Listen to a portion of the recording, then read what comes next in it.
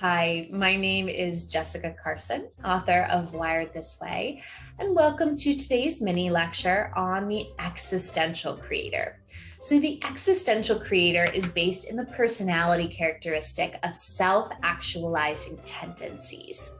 So self-actualization is this fulfillment of our potential. It is becoming all that we can be. It is finding our sense of purpose, of mission, of impact, and of fulfillment. So people who are self-actualized are often characterized as being in the flow, as having transcendent experiences, as experiencing peak emotions or peak experiences, appreciating beauty and experiencing moments of awe, finding a voice that is incredibly authentic and an outlet of self-expression that is vulnerable and is deeply true to who they are. So these are the people who live fully, who love fully, and who really create fully. So the desire to self-actualize is really interesting when it comes to entrepreneurship, because when you think about it, there is perhaps no better way to self-actualize than to pursue entrepreneurial and creative work. Because what better way to really grow into all that we can become and to find our true calling than to do something that is autonomous, to do something that is empowered, and to do something that is self-led. What's interesting about creators and entrepreneurs is that, they also tend to have these sort of spiritual or destiny beliefs. So they believe they are here with a purpose, with a mission. Some research has even shown that they report feeling closer to God than employees, and that they are more likely to believe in a benevolent God who's sort of supporting them and helping them out on their journey. The challenge with the existential creator, however, is that they're often what the late psychologist William James calls twice-born souls. So twice-born souls are contrasted to once-born souls. And once-born souls are those individuals who just are fine. They take the world as it is.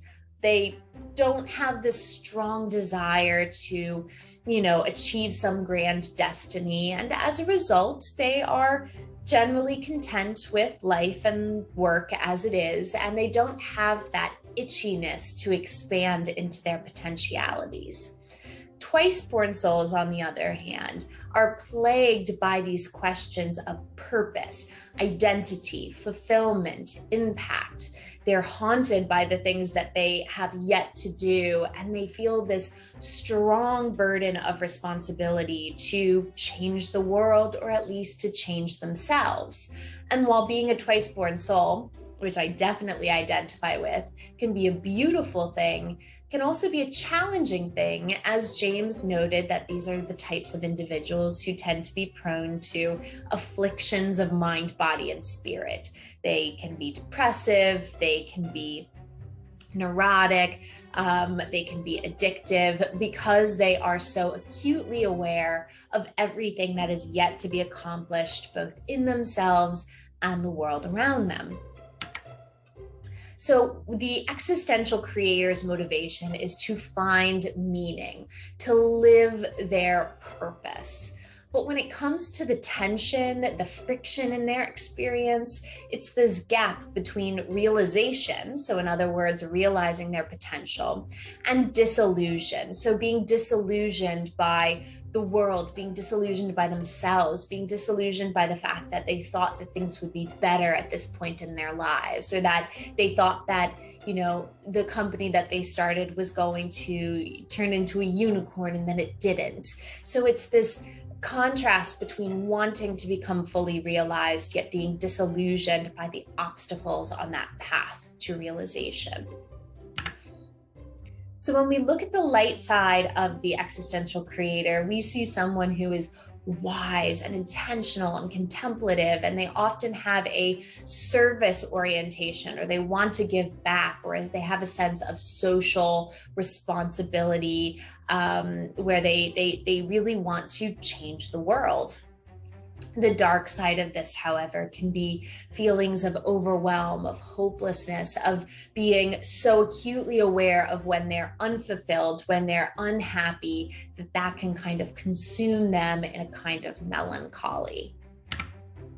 So at this point, I encourage you to read the chapter on the existential creator to learn how to love those twice-born tendencies without them always leading you into a dark night of the soul.